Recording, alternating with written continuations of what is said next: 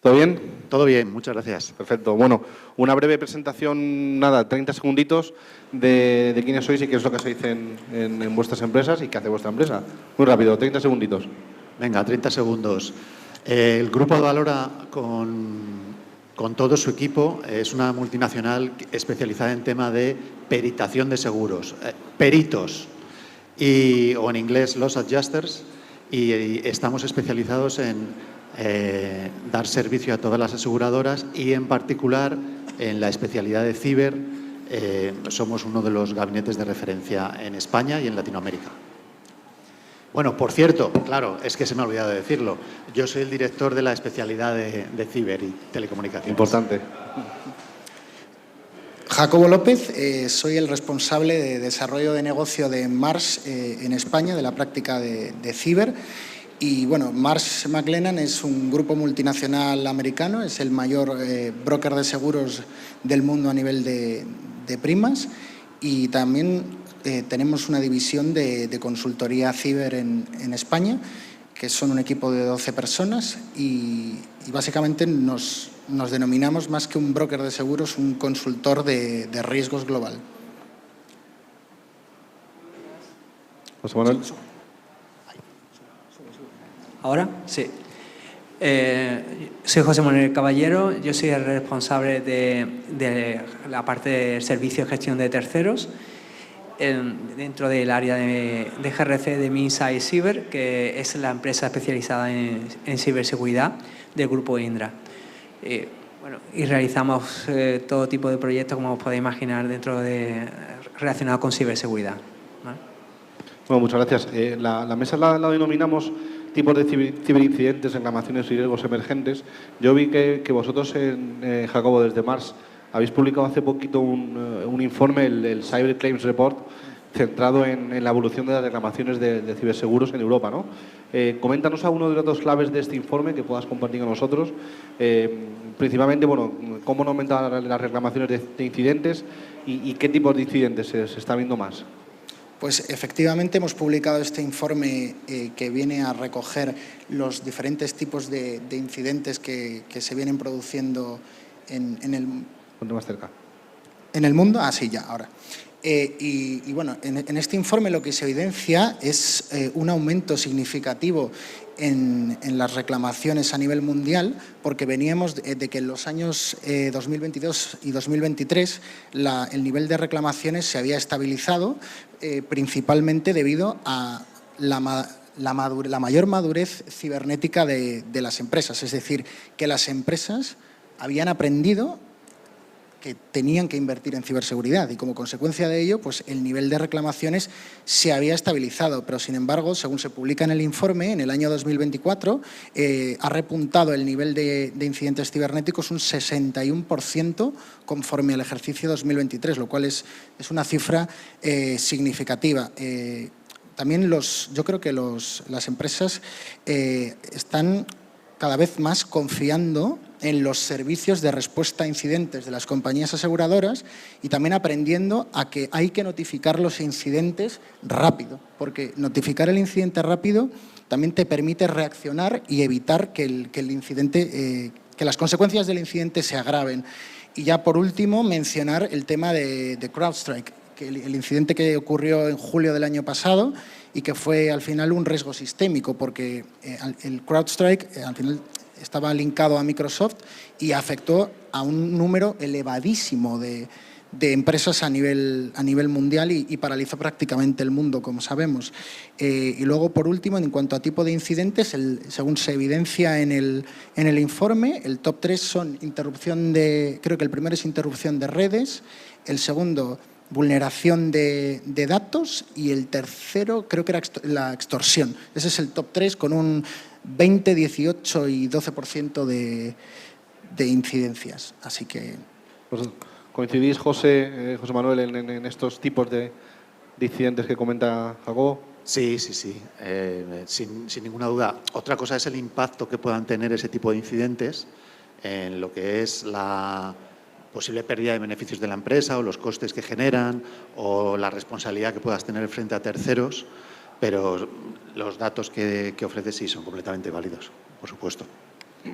Sí que hemos visto, por mis compañeros que están en los SOC, que monitorizan las distintas compañías, que durante el 2024 hubo muchos incidentes que afectaban a la parte de gestión de terceros. Eso en 2025 se ha visto que ha disminuido, pero por contra, más o menos el número de incidentes se ha mantenido, porque por otro lado ha crecido incidentes como de tipo de robo de información, infostealer. Jacobo, ¿cómo crees que se está transformando el papel de los ciberseguros más allá de lo que es la cobertura financiera, ¿no? ¿Y qué elementos son clave para generar confianza? Pues yo creo que el ciberseguro está transformándose más bien en cómo lo ven los asegurados, porque antes los clientes veían el seguro cyber eminentemente como un producto financiero, como un producto de mitigación de riesgos, y yo creo que el ciberseguro está pasando a ser un elemento clave en la estrategia de gestión de ciberseguridad de las empresas, ¿no? Y luego, lo segundo que me habías comentado, Pedro… ¿El qué? La segunda pregunta que me habías hecho sobre el papel y… los elementos clave para generar, elementos clave, sí. Para generar confianza. Yo creo que también el seguro cyber está evolucionando y ya, además de la pura parte de cobertura, pues están incluyendo servicios adicionales gratuitos. Luego también están incluyendo temas de formación a empleados, de concienciación y partnerships con terceros, con empresas tecnológicas, facilitando el que sus asegurados puedan acceder a servicios adicionales de cyber con unos fees inferiores que si fueran ellos directamente a contratarlos, lo cual es muy importante sobre todo para las pequeñas y medianas empresas. José Manuel, desde Minsight, vuestra opinión, ¿cómo pueden las empresas fortalecer sus sistemas y relaciones con terceros para reducir estos riesgos derivados de incidentes o otros tipos de incidentes que pueda haber? ¿Cómo pueden las empresas fortalecerlo? Si queremos dar varias medidas, aparte de las estándares que se conocen por las distintas normas de seguridad que obviamente facilitan la prevención a posibles incidentes, podríamos decir que el hecho, por ejemplo, de aumentar las capacidades de detención preventiva hace que se disminuya también esa parte de gestión de incidentes. O, por ejemplo, el hecho es una medida relativamente sencilla, la implantación de un EDR, un endpoint, y conseguimos bajar en una gran medida los incidentes que podían provenir de phishing, por ejemplo. Vale. José Manuel, teniendo en cuenta la complejidad y recurrencia de incidentes, ¿cómo, bajo vuestro punto de vista y lo que veis en Advalora, cómo influye esto en procesos de peritaje y en evaluación de daños, ¿no? ¿Qué retos plantea valorar este tipo de siniestro, de incidentes? Pues de forma muy resumida, porque la pregunta tiene su aquel, es complicada, la principal cuestión es tener claro cómo ha sido el impacto de un ciberincidente en la empresa y qué coberturas tiene la póliza de seguro. Es decir, las pólizas de seguro no es un pagar todo, sino que pagan un determinado tipo de pérdidas. ¿Cuáles son las más habituales? Pues, por ejemplo, y las más típicas en un incidente de estas características, los costes de mitigación, reposición, es decir, si tienes que cambiar un servidor, tienes que comprar aplicaciones, todas las horas extras de la empresa especializada de IT que te tiene que volver a poner la copia de seguridad, restaurar los sistemas, hacer todo el tema de forensic y análisis de lo que ha pasado, etcétera, etcétera, etcétera. Ese es la parte principal de todos los gastos que se tienen en un siniestro ciber, y después está la parte de la interrupción por cese de la actividad o parada de la actividad, que es lo que normalmente provoca un incidente ciber, y que eso tiene un impacto en tu cuenta de resultados. Esos son los dos principales. Muy bien. Jacobo, hablábamos antes del informe que habéis sacado recientemente. Ese mismo informe, tengo apuntado aquí, destaca el impacto de la regulación como DORA en la reducción de siniestros, ¿no? ¿Crees que la regulación está siendo efectiva? En efecto, creo que la regulación está siendo efectiva porque establece un marco común para todas las empresas, pero sin embargo, ahora qué opinen mis compañeros de mesa, pero creo que todavía falta mucho por hacer, sobre todo en el sector de PYME. Las grandes empresas al final pues tienen mucho más presupuesto, tienen un departamento propio de gerencia de riesgos, etcétera, etcétera, etcétera. Pero aquí el gran problema viene con las pymes, que no tienen ni ese departamento de gestión de riesgos, ni pueden dedicar tanto presupuesto a este tema. Entonces, yo creo que queda mucho trabajo por hacer, aunque vamos en buen camino y efectivamente DORA está ayudando. José, ¿cómo lo ves tú? Efectivamente, se ha incrementado la seguridad, ¿vale? Sobre todo ha hecho mucho hincapié en la parte de gestión de terceros, que era toda la parte de cadena de suministro, que durante el 2024 fue un continuo, digamos, de detección de incidentes. Pero DORA al final son normativas sectoriales, afectaría banca, seguros. Eso implica que no solamente esos sectores, sino aquellas empresas de las cuales suministran servicios a dichas entidades también tienen que cumplir con los controles que en la medida que le apliquen. Eso al final va en cascada y va haciendo que la concienciación y la implicación de las empresas respecto a una mayor ciberseguridad sea continua. No obstante, como ha comentado mi compañero, hay un nivel, o a nivel de grandes empresas o infraestructuras críticas, están mucho más concienciadas que lo que serían las pymes. Queda todavía mucho por progresar. Pues Manuel. Pues es que nosotros tenemos un caso práctico. Nosotros, como proveedores de las aseguradoras, formando parte de esa cadena de valor y de terceros, pues vamos a tener o hemos tenido que adoptar DORA o algunas de las cosas que significa. Y una de las cosas que hemos tenido que hacer, aparte de adaptar determinado tipo de procedimientos, prestar muchísima atención al tema de la información y los datos que nos proveen, ha sido suscribir una póliza de ciber. O sea, nosotros hemos suscrito una póliza de ciber el año pasado, precisamente por la incorporación de DORA a estos temas. O sea que un ejemplo práctico. Totalmente. Vamos a cambiar un poco de tercio. Tuvimos una mesa de IA, ¿no? Pero por meternos un poco en tema de la IA, con este crecimiento de la IA y técnicas tipo de phishing inteligente cada vez más sofisticadas, ¿no? ¿Cómo se puede mitigar el riesgo de que los sistemas de seguridad tradicionales se queden obsoletos frente a técnicas, pues eso, más automatizadas, más novedosas? ¿Cómo lo ves? No sé si quieres empezar tú. Pues yo diría contraatacar con más IA y Machine Learning, porque al final tú tienes que poder identificar aquellos patrones que veas sospechosos para actuar lo antes posible. O sea, al final yo creo que la IA y los temas de phishing inteligente se contraatacan con más IA. Y luego, aparte, la formación, que creo que es clave, porque cuando el empleado tiene que saber detectar cuando un correo o un intento de phishing es sospechoso, y eso se hace formando a tus equipos. Ahí como ejemplos prácticos, a nivel de phishing, por ejemplo, el módulo de seguridad que tiene Office 365 está funcionando muy bien para prevenir la IA que se utiliza para prevenir el phishing. O, por ejemplo, el área de firma de Minsa y Cyber ha desarrollado a través de una IA, digamos, para detectar deepfake. ¿Vale?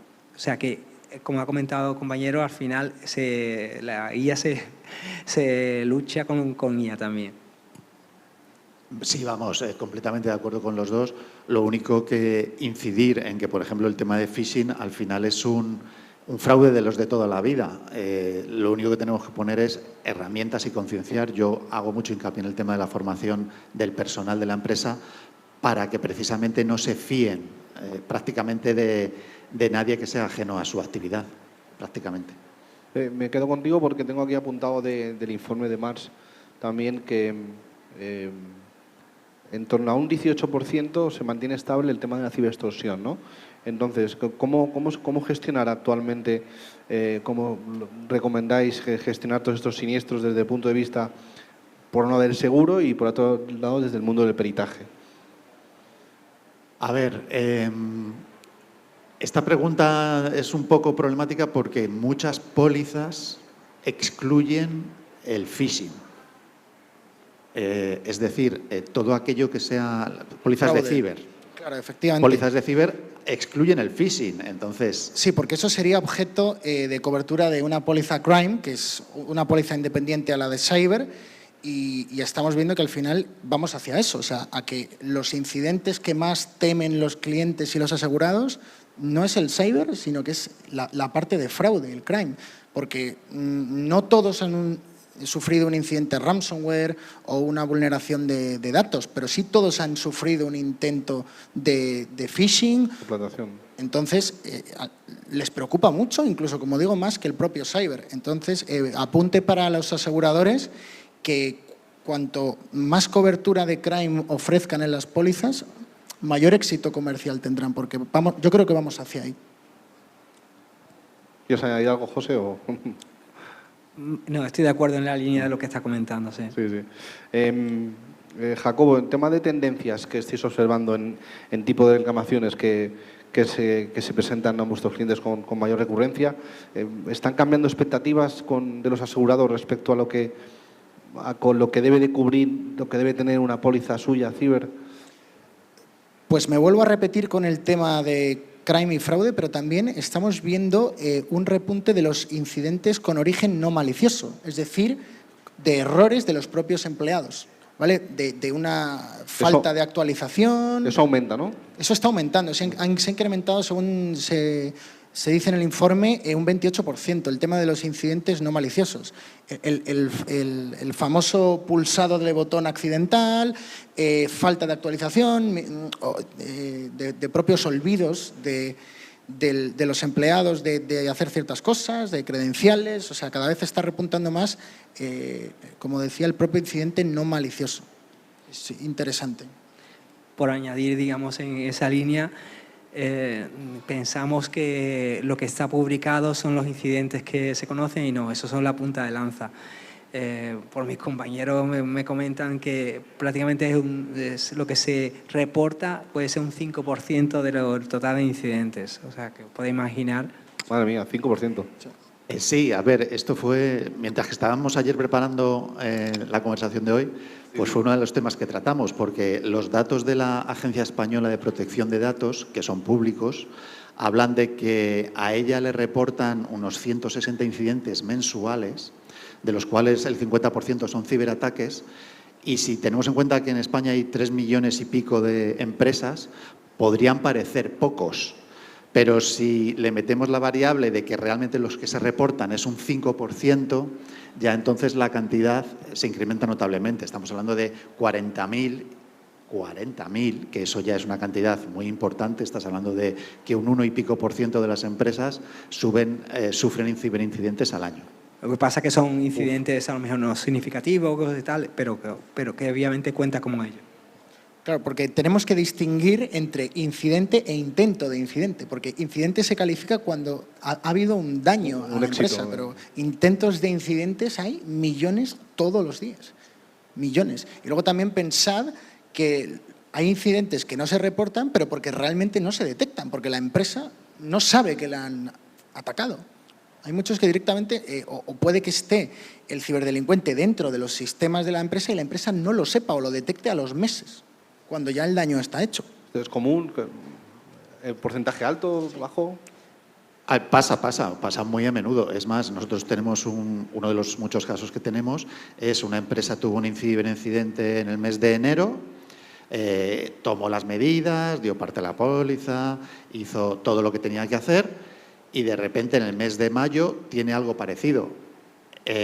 Cuando ya entraron más en profundidad se dieron cuenta de que el del mes de enero no lo habían resuelto bien, era un malware de esos persistente, se lo habían dejado sin borrar o sin limpiar en una base de datos de un servidor y había vuelto. Entonces, ¿cuál ¿Cuál de los dos es el origen? Pues el primero, ¿no? Y el segundo causó todavía más estragos que el primero. Luego eso a la hora del seguro, a ver quién tiene más Sí, culpa, bueno, menos después culpa. ya hablaremos de cuánto, cómo y qué se paga, pero... Bueno, voy a dejar, quedan 6 minutos, pero voy a dejar un par de ellos que la gente, los que estéis ahí ya con ganas de la comida, pero bueno, podéis hacerle alguna pregunta, ¿no? Pero por ir terminando, ¿no? ¿Creéis que la mayor concienciación y alienar lo que son los procesos internos, legal, IT, riesgos, esto está contribuyendo a mejorar cada vez en las reclamaciones, ¿no? ¿Y qué buenas prácticas estáis viendo en este sentido? No sé quién quiere empezar. Continuamente, por ejemplo, en mi caso, en Miss iCyber, hay una campaña de concienciación muy grande y obviamente cada vez más somos más conscientes de los riesgos que puede suponer y de detectarlo en su etapa inicial, antes de, obviamente, de sufrir el incidente. Y a su vez, por ejemplo, nosotros impartimos mucho formación, casos, etcétera, y cada vez la labor de formación y concienciación es fundamental para reducir los incidentes que se producen. La concienciación, ¿no? Sí, yo quería decir que es súper importante que estén las tres partes alineadas y que se haga un enfoque conjunto y estratégico, tanto por parte del asegurado, el equipo de respuesta a incidentes de la aseguradora y la aseguradora, y luego también los propios expertos de negociación y expertos en rescates y demás, porque tienen que ir como fuente ovejuna, todos a una, porque primero para detectarlo rápido, comunicarlo rápido y actuar conjuntamente para tomar las decisiones correctas. Porque un paso en un ciberincidente, como podrán confirmar mis compañeros, un paso en falso te deja fuera. Entonces hay que tomar decisiones basadas en datos y, como digo, de manera muy pronta, porque el tiempo juega en tu contra. Se ha mejorado muchísimo. Hace 4 o 5 años había muchísimas empresas que no lo comunicaban. Después te dabas cuenta de que había muchas empresas que no tenían copias de seguridad y ahora, a día de hoy, te das cuenta de que no solamente lo comunican, tienen copias de seguridad, sino que algunas tienen planes de contingencia, planes de negocio en caso de... Entonces, todo se resuelve de forma mucho más rápida y sencilla, aunque los ataques son más creativos y seguramente con mayor impacto, pero se resuelve mucho más rápido. Y después hay otra parte, además de lo que nosotros hacemos aquí en estos foros e internamente con todo el sector asegurador, potenciar e insistir en el tema del riesgo ciber, las entidades públicas también se han puesto las pilas. El INCIBE, el Instituto Nacional de Ciberseguridad, empieza a ser conocido por mucha gente y el 017, que es el número que tienen de atención, lo conocen. El otro día hasta mi madre me preguntó qué era el 017 ese y le dije, pues es como el 112, pero en Internet. Entonces, todo el mundo está haciendo concienciación para que esto empiece a sonar y a funcionar mejor, claro. Incluso con el tema de la NIS 2, se exige que a la alta dirección se le tenga que dar formación, porque al final puede implicar el no conocer o no exigir que se dé formación hasta de un delito penal podrían llegar. O sea que cada vez se le está dando más relevancia a ese tema. Sí, y por concluir, tanto la presión regulatoria como las obligaciones contractuales están siendo un importante argumento de venta para las pólizas. O sea, al final, muchas de las pólizas que se suscriben, sobre todo en PYME, viene por obligación contractual de sus clientes. Es decir, oye, si tú quieres ser mi proveedor, si eres un IBEX, te tienes que hacer un seguro. Y estás trabajando con una PYME, le exiges a la PYME que tenga un seguro ciber, porque al final tus sistemas y los sistemas del cliente van a estar interconectados. Entonces... Tal cual. Por lanzar la última pregunta, ¿no? ¿Cómo equilibrar la adopción de nuevas tecnologías con la gestión prudente de riesgos, pero a la vez sin frenar transformación digital e innovación? En principio tienen que estar a la par. En la medida que se va incrementando el uso de nuevas tecnologías, se tiene que incrementar la ciberseguridad y en sus distintos ámbitos, ya sea formación, ya sea implementación de medidas, a nivel de controles organizativos, pero tienen que estar aparejados. Si uno destaca sobre la otra, es un problema. Importante también probar las tecnologías, probarlas, hacerles unos tests para ver qué valor añadido generan y qué riesgos traen aparejados. Y luego, pues, hacer una lista de pros y cons y ver si efectivamente si el valor añadido de esa tecnología supera con creces a los riesgos que puede traer para la organización. Yo estoy en proyectos, por ejemplo, para determinadas infraestructuras críticas en el que los sistemas, antes de pasarse de producción, tienen que pasar una serie de controles de seguridad y entre ellos el primero es un análisis de riesgos. O sea, que de análisis de riesgos, análisis de vulnerabilidades, hay muchos aspectos que tienen que pasar y si no pasan, no se pasa a producción. Sí, poco más que añadir porque van a ir paralelos siempre la adopción de nuevas tecnologías y el manejar los riesgos que llevan implícitos, pues van a ir paralelos. Ni más ni menos de lo que tenemos ahora, casi seguro. Vamos. Pues muy bien. ¿Tenéis alguna pregunta? Si me levantáis la mano, podéis... Sí, pues voy para allá.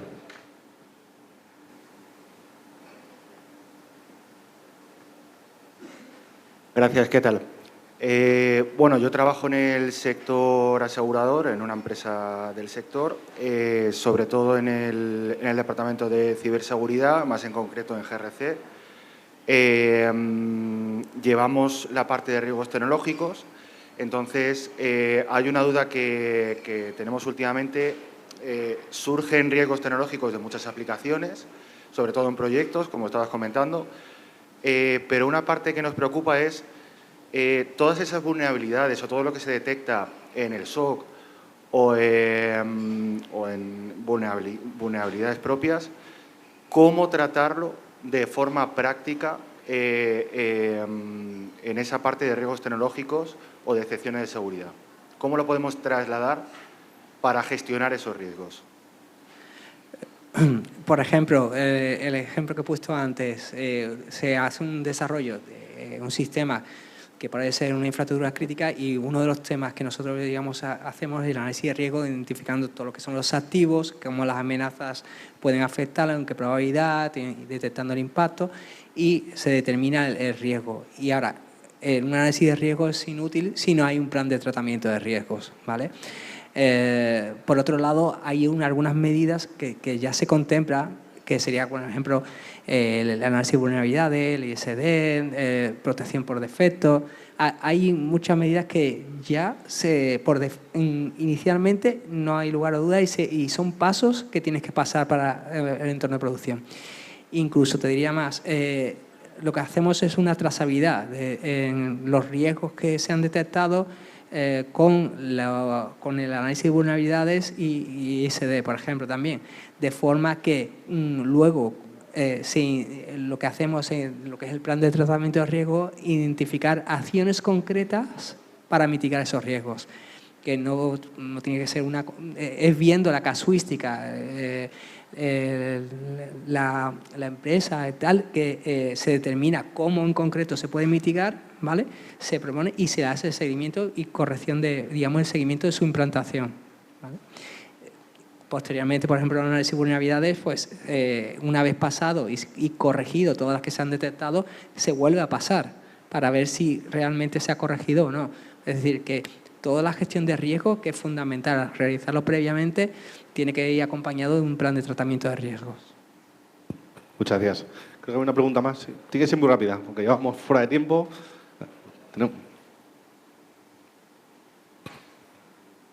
Hola, buenas. Voy a intentar ser lo más rápido posible. Vale, era una pregunta para Jacobo. Vale. ¿Cree que el tema de lo que habías mencionado antes, que era lo del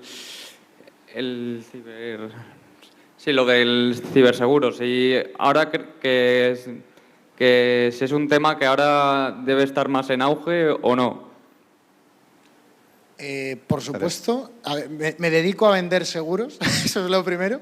Entonces, por supuesto que debe de estar en auge y yo lo que intento hacer ver a todos mis clientes es el valor añadido que tiene una póliza de cyber. Como hemos mencionado antes, que ya no es solo un seguro, sino que trae aparejado un montón de elementos que le aportan valor añadido y que al final pues pasan a que la póliza forme parte de la estrategia de gestión de riesgos de la propia empresa. O sea, al final cada vez vemos más que la dirección de las organizaciones se incorpora a las reuniones de la póliza de cyber, porque es algo que les interesa. Y al final, con el tema de la normativa de NIS 2, los directivos tienen responsabilidad en el tratamiento del riesgo cibernético. Entonces, es algo que les preocupa y que al final, cuando sufra la empresa un incidente, quien va a responder, aparte del departamento de riesgos de la organización, del departamento de IT, va a ser la póliza de cyber. Entonces, tener un respaldo